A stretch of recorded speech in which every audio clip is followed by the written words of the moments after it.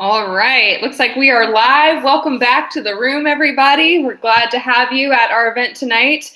I am here to kick off our second panel discussion. We have a real treat for you all.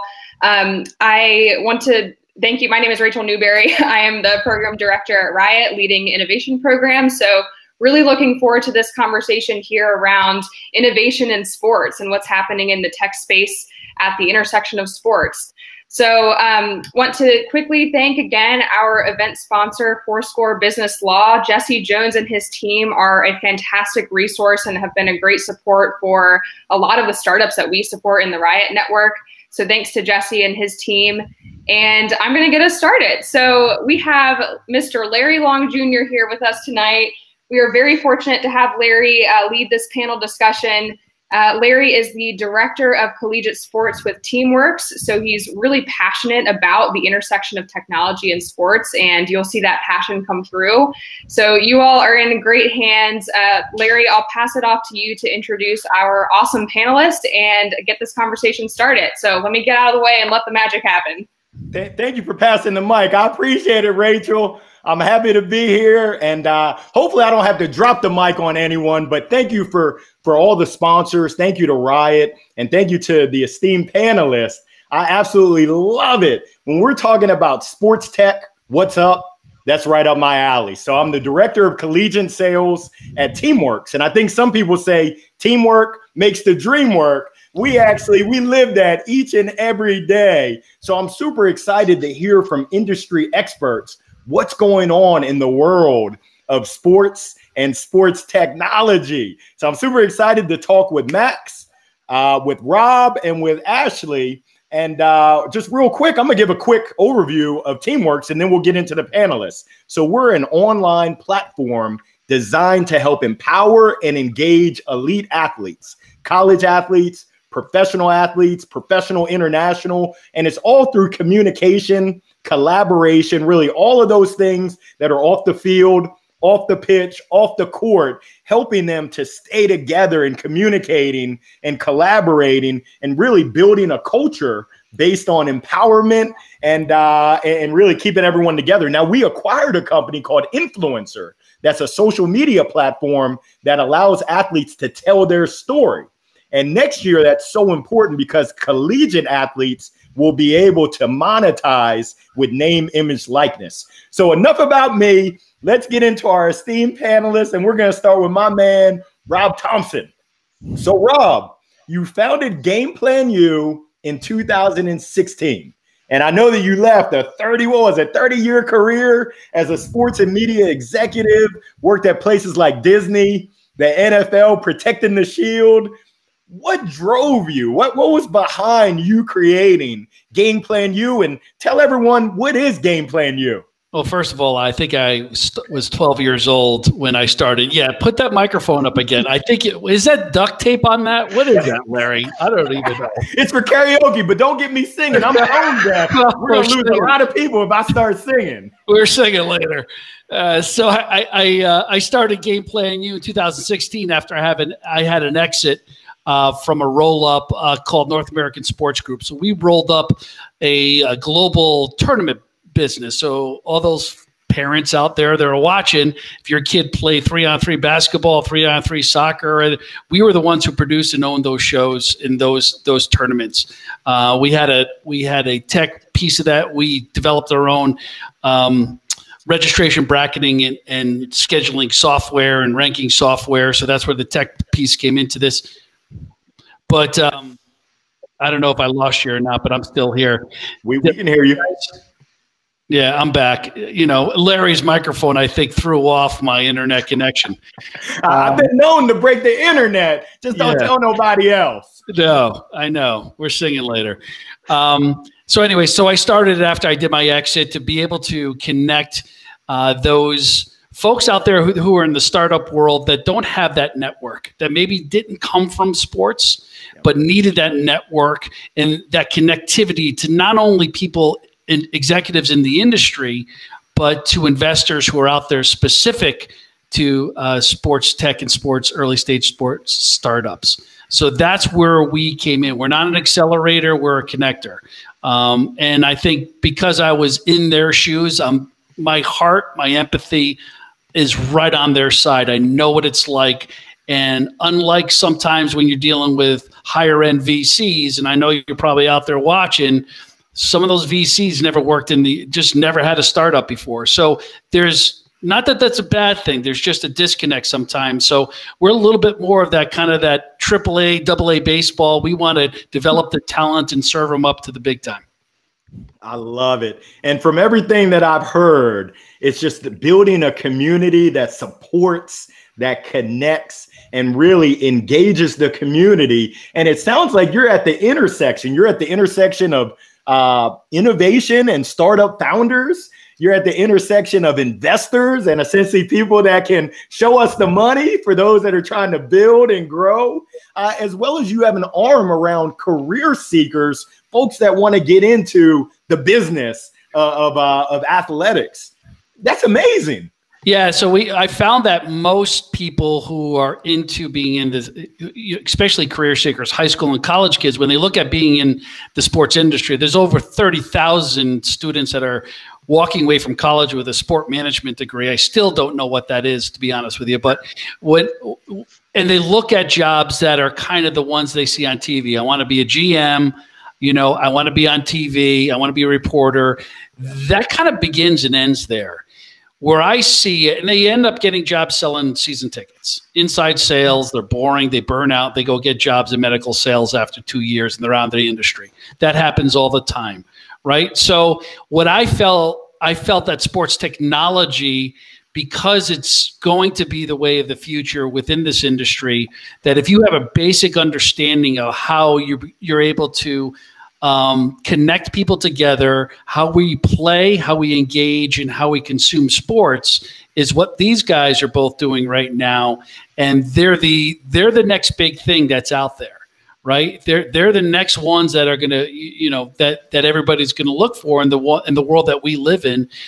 So for career seekers, this piece and this lane is a place for them to really truly get involved and understand how that connectivity is happening across the board. I love it. I love it. Now we're going to pass the mic to Ashley. Ashley Hart coming in from She Plays. And I know that professional women athletes have recently, and I mean, it's been a while, they've been demanding more equality, from equal pay to recognition of talent. Female fans as well have started to get up and stand up, and they're looking to see more of themselves represented in sports. It's like, hey, I want to see someone that looks like me. She Plays seems to align completely with both of those sentiments. I'd love to hear more about why you founded She Plays and what is it exactly? Yeah, I mean, thank you. That is the foundation of what we are. It's that fight for, we have a motto: equal play, equal display. We want more women's sports to be shown, broadcast, and then also to be written about, on news sites, on news channels, all that stuff. So the way it came about, though, I was actually leading a nonprofit career and really just thinking, what do I want to do next? What is something I'm passionate about? And it kept coming back to sports and getting into the industry. That's why I'm so thankful for Rob and GamePlanU, because that was a new territory and being able to connect with so many people through joining that group. But yeah, I was in North Carolina trying to find a soccer team to watch or down in Orlando, Florida, and it was impossible to find it. It was just like, these women just won a World Cup. Why is it still so hard to find a game on TV? And so just kind of from there, it was, okay, what's missing? All these arguments and fights for equality. What are the arguments against it? Like, what are people saying? Well, you can't have it because of this. Yep. And it just kept coming back to engagement and all that engagement can bring as far as sponsorship money and just outside investment into these leagues. And so really taking a look at what is on the men's side that's not on the women's, and just being totally shocked that there's no fantasy sports. There's just no way for fans to connect with each other, with their favorite leagues or athletes in that way, which we've seen be crucial for the NFL and MLB. So even as a fan myself, just like almost like a light bulb moment of, oh yeah, this doesn't exist. So yeah, that's kind of where it all started. Wow, I love it. And I tuned in to a little bit of the session earlier where Dr. Jen Welter was talking about, and I think you called it, I've never heard this before, equal play and equal display. That's truly amazing, truly amazing. So bringing fantasy sports to female sports. Yeah, and building a platform where they can get daily news consumption of women's sports, where they're not having to scroll all the way down on a popular sports site to find stories that are just as amazing. Women make up 40% of the athletes in this country, but they only get 4% of sports media attention.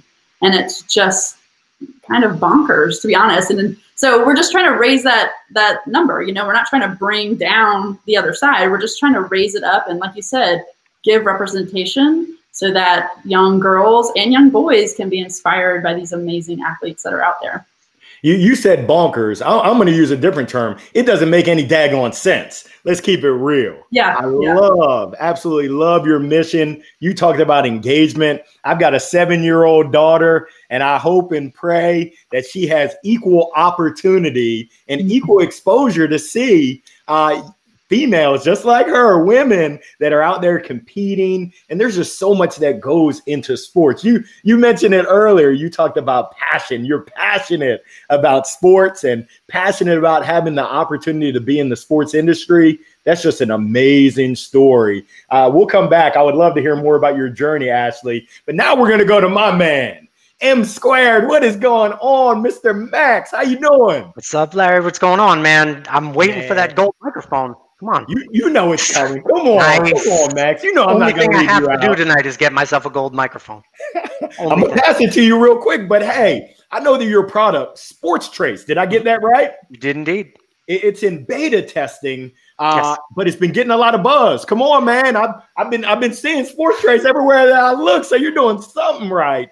But if I understand it correctly, the user takes a video, essentially they video an athlete from any device, and then the video gets uploaded into your software, analyzed using AI, artificial intelligence. That's a little bit over my pay grade, but that sounds next level, to provide the user with feedback, with actionable insights. So taking that knowledge and now you can do something with it around movement. Can you tell us more about your technology? Come on, Max. Sure. Well, Larry, first, it's not that complicated because it's just like hamster wheels spinning and like brains in jars, like a Frankenstein movie or something like that. This has been kind of an amazing journey. You're absolutely right. We actually haven't released the product officially yet, but we've had folks reach out to us, and I'll let this out during the panel. We actually signed another contract today, which is awesome. So there's been a lot of interest there. Thank you. Thank you. The idea is really simple. Like Larry said, upload your video to the cloud because everybody's got video. Yep. Everybody wants to get better at sports, but who has the time to go through all of that video?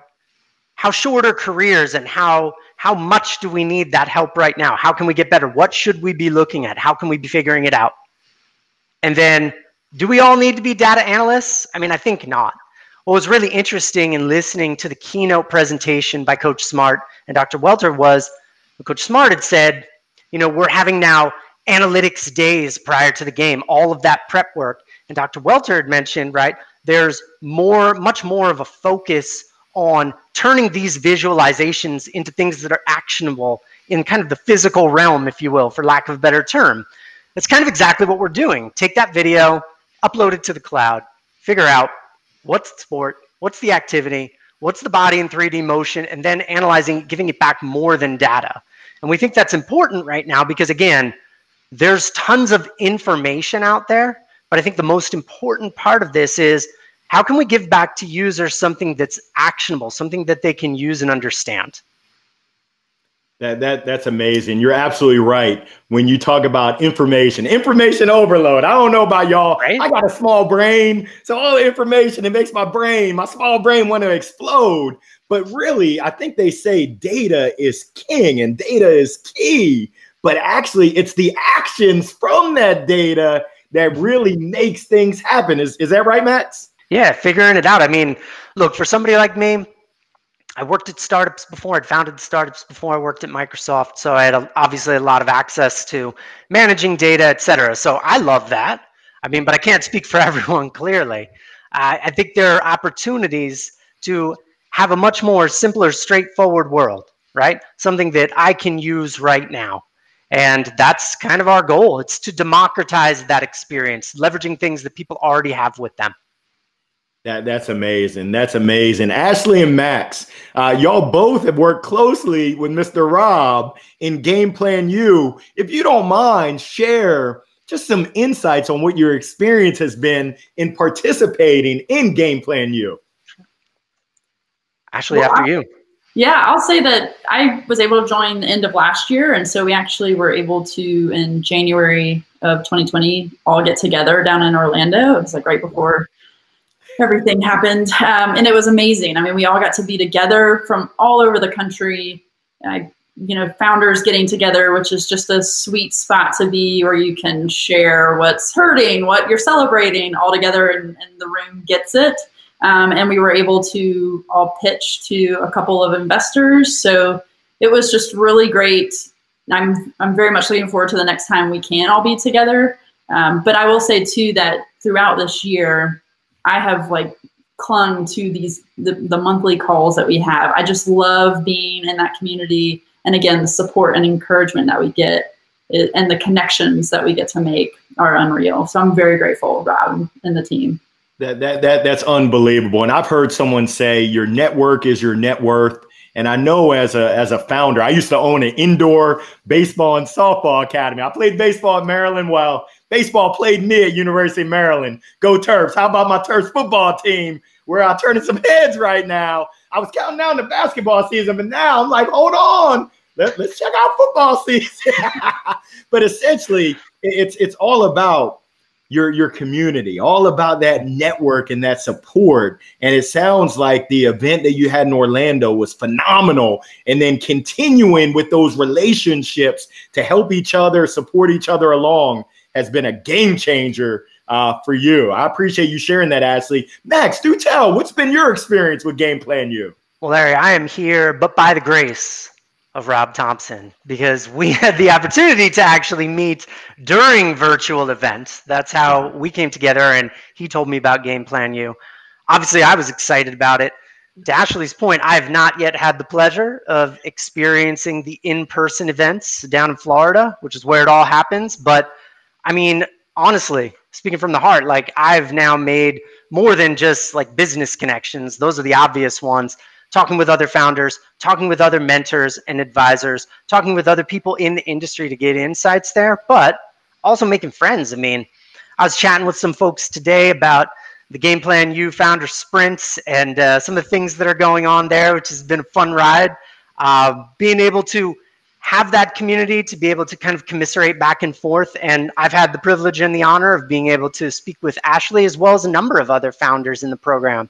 Just getting that kind of feedback, getting that kind of information, and being able to share those experiences. I couldn't agree more. It's been amazing.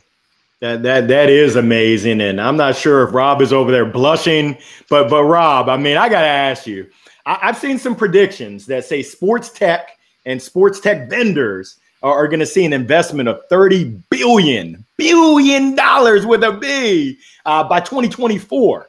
I've got two questions. I'm going to stack two questions. Number one, I want to know, how does it make you feel hearing? I mean, I don't know if I need to call you the Godfather or what. How does it make you feel hearing just the impact, the positive impact that your program is having on these founders? And then number two, I want to get your take, because I'm sure you see it, you've seen it all, and you continue to see it all. What are your thoughts about the $30 billion in investment going into sports tech?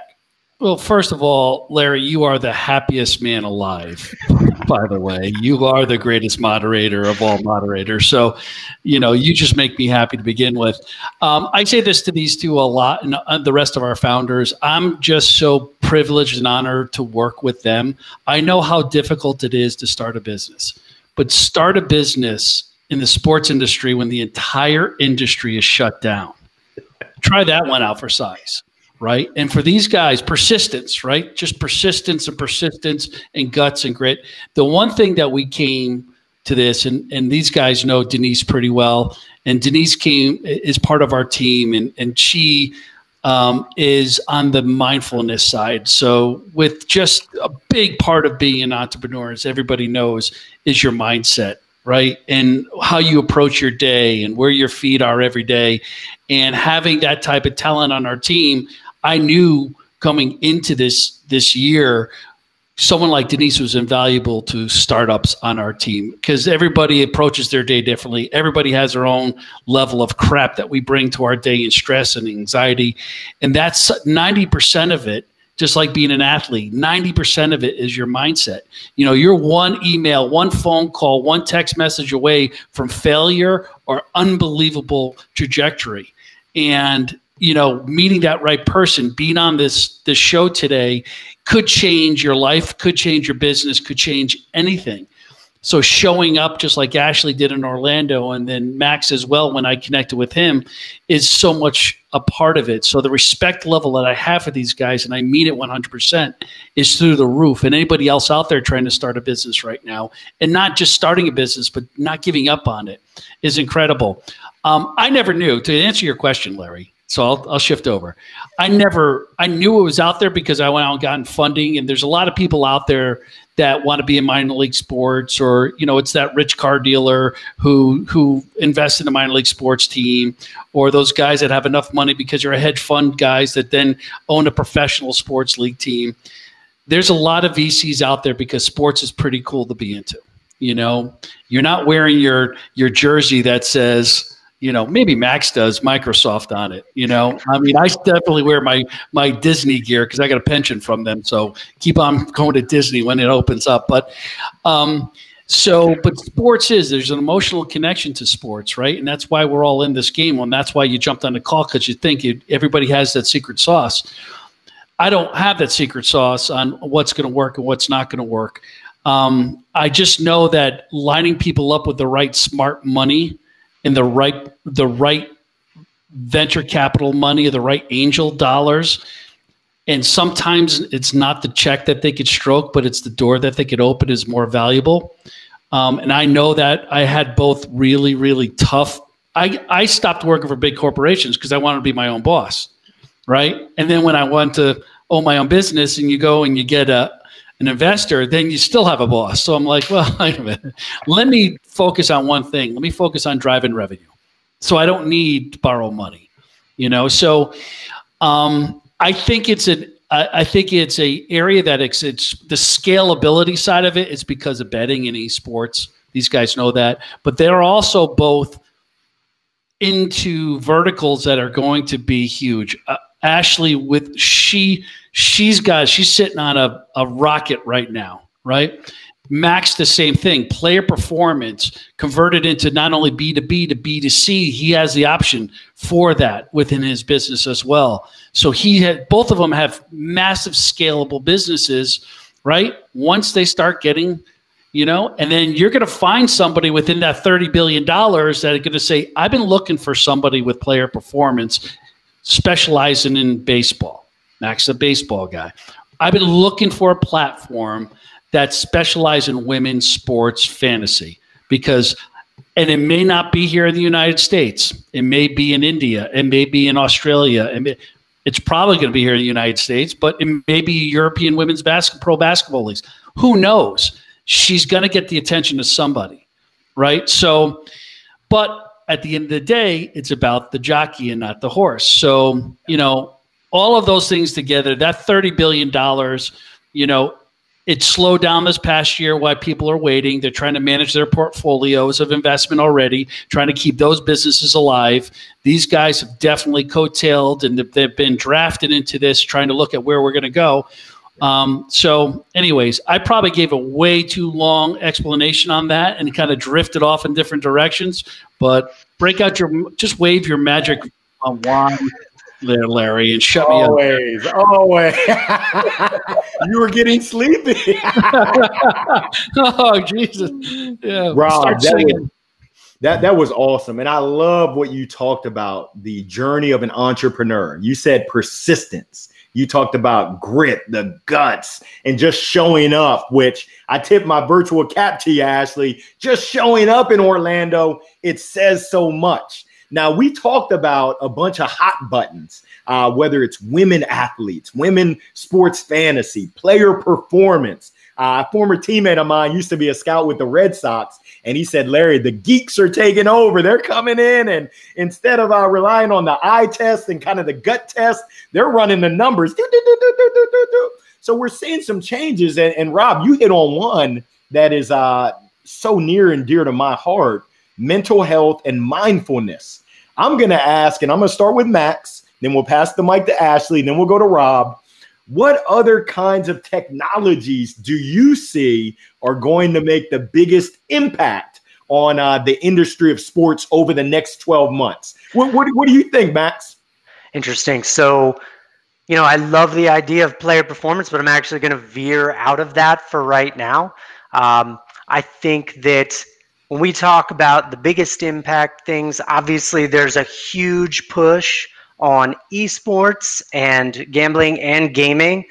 From an entertainment perspective, honestly, it has an even bigger market, and I'm sure Ashley can speak to this as well, as the athletes do themselves, right? As in the in-person and virtual fan experiences do themselves. So how are those industries provided data to help to shape what those industries become from what I would call an overall fan engagement perspective and an activity perspective? I think those are honestly the biggest areas, right? The fan is king, like customer's number one, right? So true. I love it. And we actually have an esports exhibition coming up. I'm super excited to see. I don't know about y'all, but I got my money on Campbell. Campbell versus the Wolf. I'm going with the Camels. Let's go. But I love what you said in terms of fan engagement, the data. I know that from the college athletic side, at least when we're able to go back, the challenge is getting butts in the seats because you're competing with so much other stuff. You got Netflix, you got these devices right here. It's like, do I really want to go out to the game? You better make it an experience in order to get me to go out to your game because you're competing against so many other things. Thank you so much, Max. Ashley, what are your thoughts? What's in the next 12 months? Where do you see that game changer?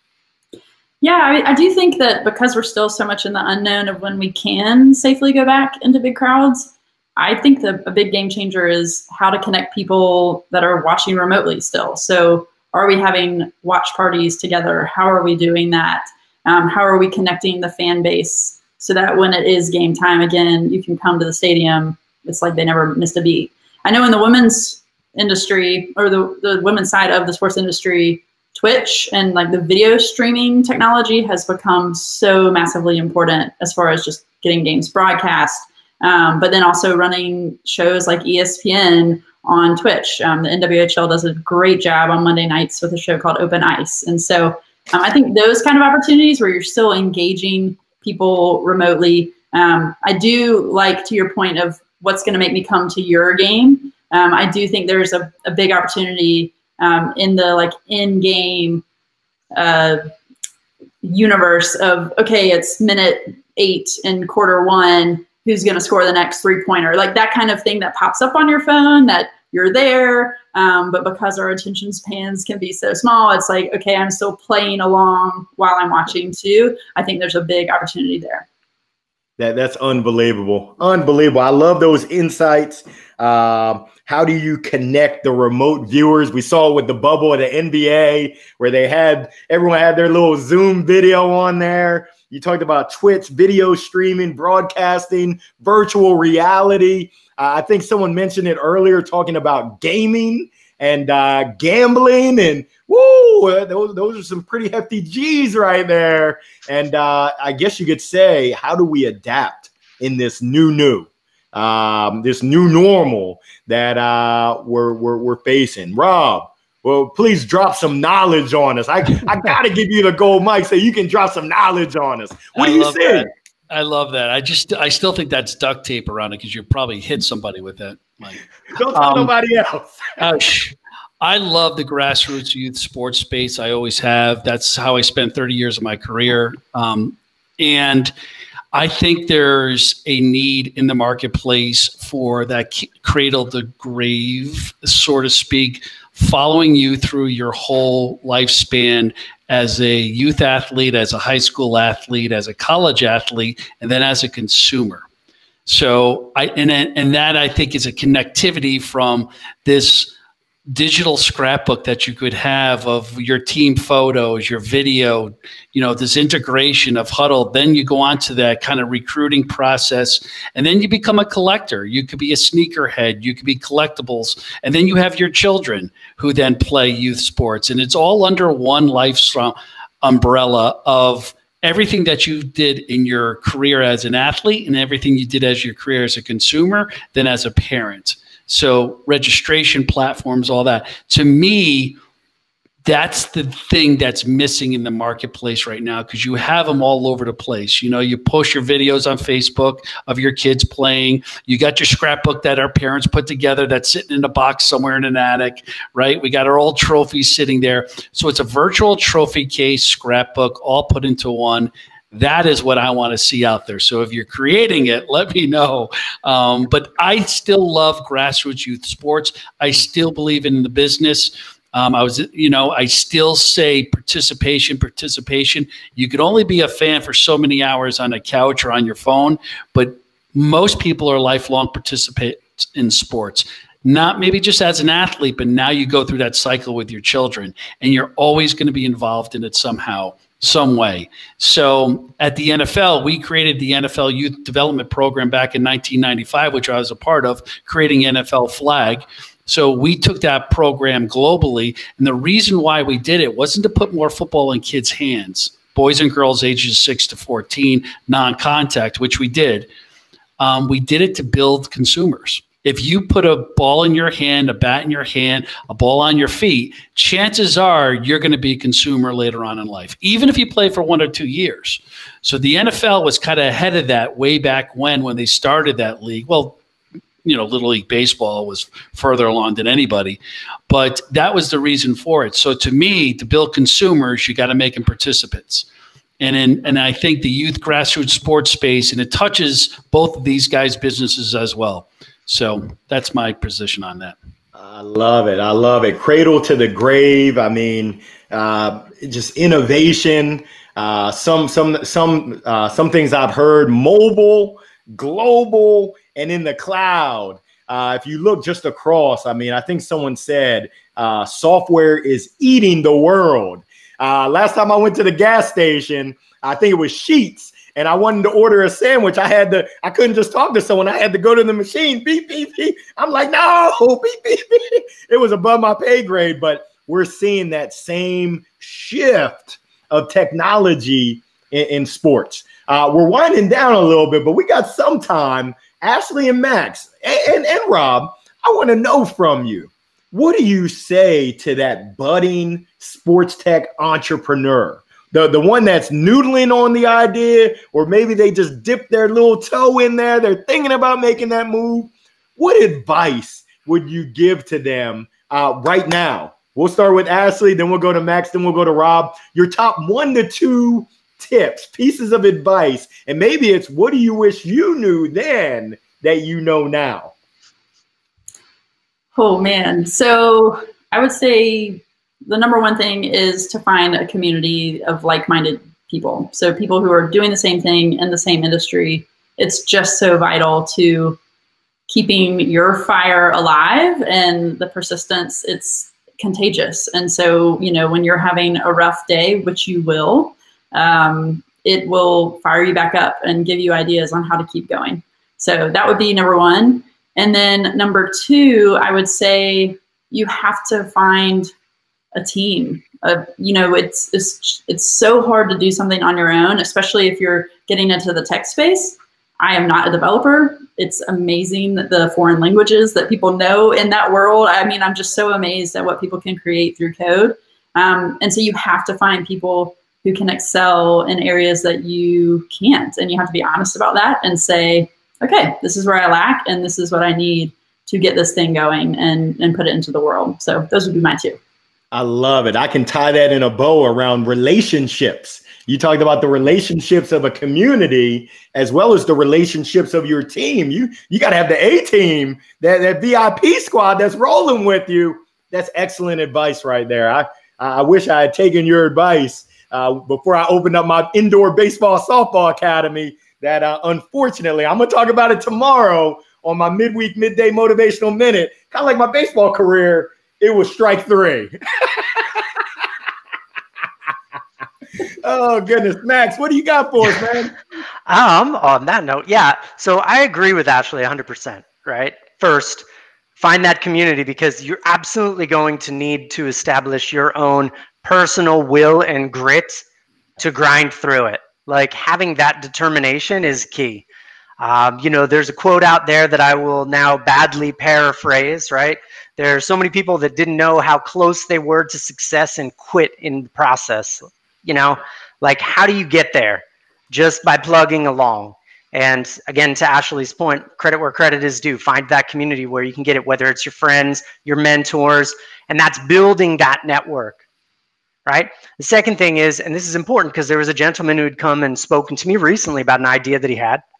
And he said, how should I proceed? What code should I start writing? Before you write a line of code or spend a dime on doing so, whatever your choice is, talk to customers.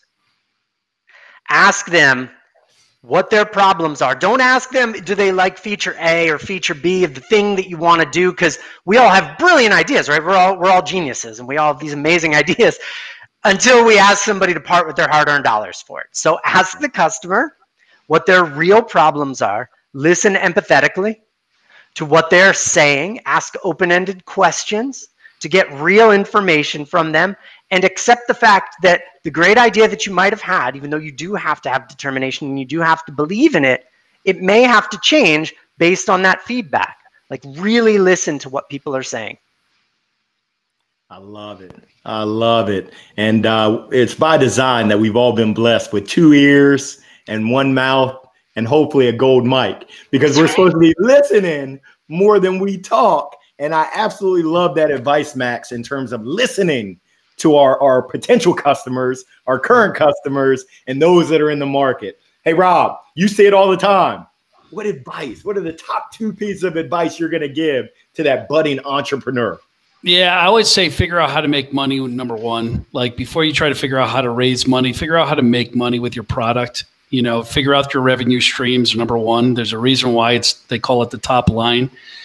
So that's, I think a lot of, startups get caught up in that. Don't worry about equity right now because it's, you could have 100% of something that's worth 0. It doesn't matter. Give up some equity earlier on to the right people that can help you. There's no doubt about it. And be real about your valuation. Don't come up with some crap of what you think it should be. Stop reading Forbes and Entrepreneur Magazine and watching Gary Vee on a lot of that stuff, because there's a reality to that part of it, especially when you do get in front of investors, so you're better off saying, let's figure out a valuation together to an investor than giving them a number. What do you see the value in? He who mentions price first always loses was what my dad, Charlie Thompson, used to say all the time. He who mentions price first loses. So those, I hope those are good enough answers. So. Oh, those are great right there. And wise words from Charlie right there in terms of mentioning price. So are you telling me, Rob, that I need to stop watching Shark Tank to determine my valuation and negotiation? No, keep on. Everybody loves Shark Tank. How could you not? Right?